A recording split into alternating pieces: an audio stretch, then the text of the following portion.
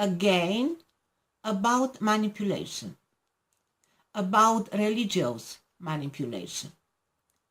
The expression, the clash of civilization, was used beginning with colonial period, but it became well known on 1922 when political scientist Samuel Huntington has launched the hypothesis that people's cultural and religious identities will be the primary source of conflict in the post-Cold War world. The phrase, the clash of civilization, is very provocative, sharing the idea that increasing violence in the world is caused by conflicts between countries and cultures that are based on religious traditions. Huntington highlights that the fault lines between civilizations will be the battle lines of the future.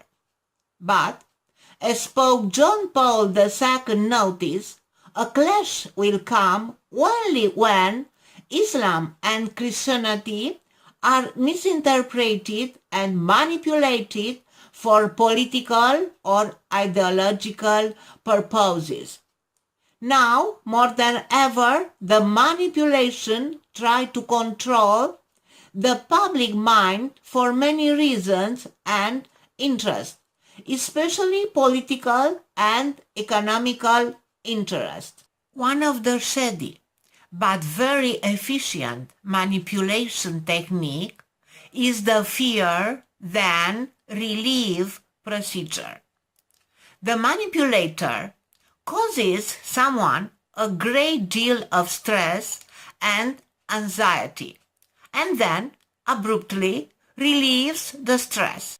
After this sudden mood swing, the person is disarmed and it is not able to tell what is true and what is false.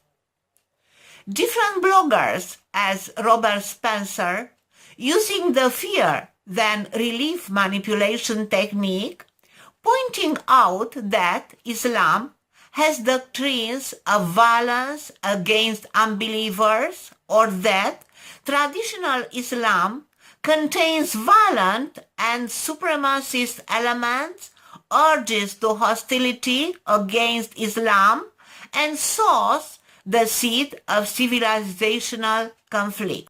Selectively ignoring inconvenient Islamic texts and commentaries, Spencer concludes that Islam is innately extremist and violent. Spreading hate and fear about Islam, he proposes the alternative, the solution: stop Islamization of America.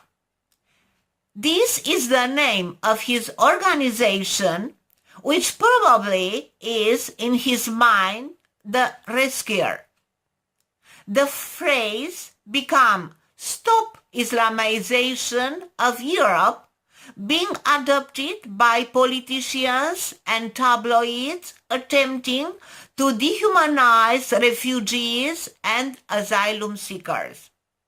But the most unacceptable theory is the connection between terrorism and Islam. People all over the world must understand that there is no connection between terrorism and religion, that terrorism is terrorism and nothing else. We must reject terrorism and any ideology used by terrorists. We must reject terrorism and any ideology used by terrorists. We must understand that terrorist is a person without religion, and if this person appeals to a god and pretends that this god asks him to behave in a certain way, we must reject his opinion as well as the terrorism itself. Not religions are guilty that in the name of God people killed each other. Think about the Fourth Crusade. Do you believe that Jesus Christ asked Western Christendom to commit atrocious acts against their Christian neighbors? No religion asks us to kill each other.